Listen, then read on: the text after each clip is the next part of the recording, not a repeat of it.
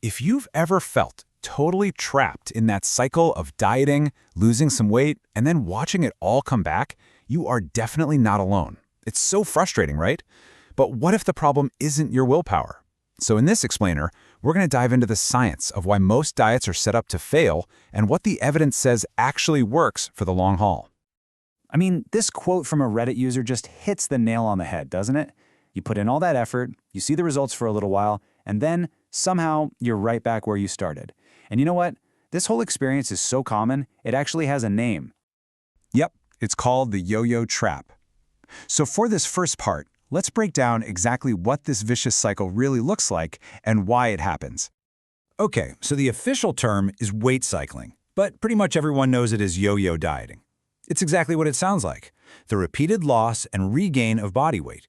And it's almost always triggered by those super restrictive diets that, let's be honest, are just impossible to stick with forever.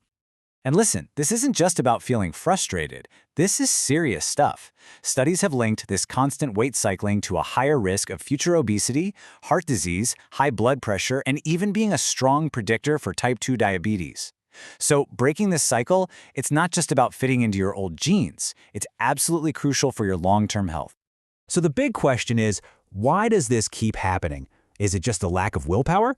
Well, it turns out the answer is a big, resounding no. It's not you, it's biology. Your body actually fights back when you try to lose weight. This image right here, it's the perfect way to picture what's going on inside. It's literally a biological tug of war.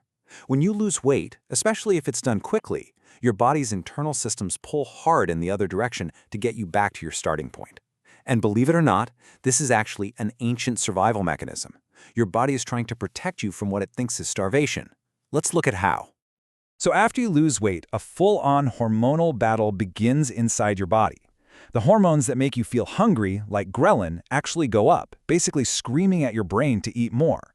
And at the exact same time, the hormones that are supposed to make you feel full, like leptin, go down. That means you need to eat more food just to feel satisfied. It's like your body is literally working against you, hardwired to get that weight back. And if that wasn't enough, your metabolism gets in on the action too. Get this. Research shows that after a significant weight loss, your resting metabolism, that's the calories you burn just staying alive, can slow down by about 15%. That means you have to eat even less than before just to maintain your new weight.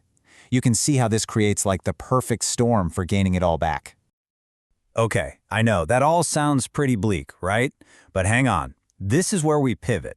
Because the solution starts not with some new fad diet, but with a totally new way of thinking about what success even means. It's time to start looking for victories beyond the scale. So that brings up a really important question, right? If the number on the scale is just going to drive you crazy and is part of the trap, what are you supposed to track instead? How do you even know you're making progress? The answer? You start celebrating what are called non-scale victories, or NSVs for short. These are the real signs that you're getting healthier.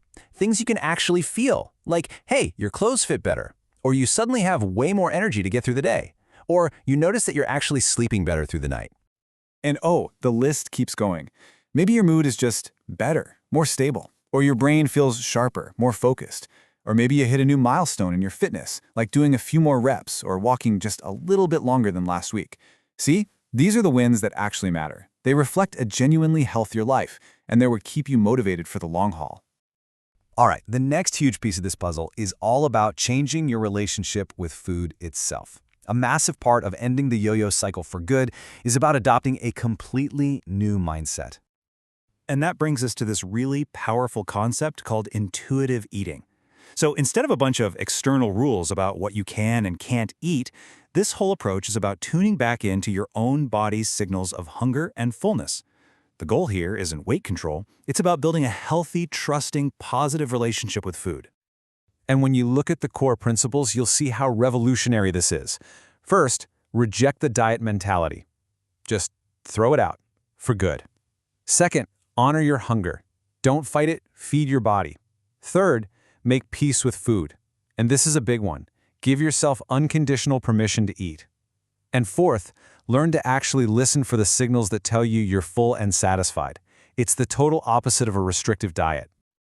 Okay, so we've got mindset shifts, we've got new ways to measure progress, But what about the nitty-gritty? What are the actual day-to-day habits that work?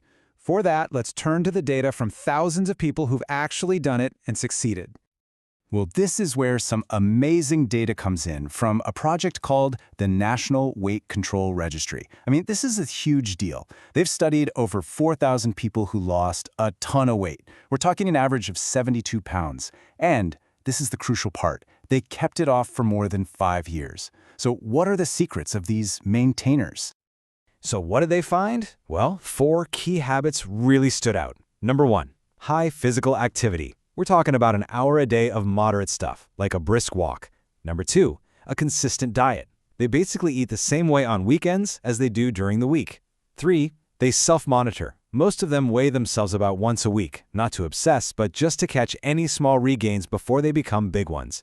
And finally, a whopping 78% of them eat breakfast every single day. And honestly, this next part might be the most encouraging piece of news in this whole thing.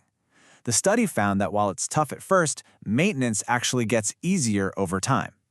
After someone has successfully kept the weight off for 2 years, the risk of gaining it back drops by nearly 50%. Basically, your new, healthier habits just become your normal life. How cool is that? So let's wrap up with a final thought to leave you with. What if we just completely reframe this whole journey? What if the real goal isn't just a number on the scale? What if it's about winning back your well-being? Because if the goal is to win back your energy, your health, your happiness, well, that sounds like a goal that's actually worth fighting for the rest of your life.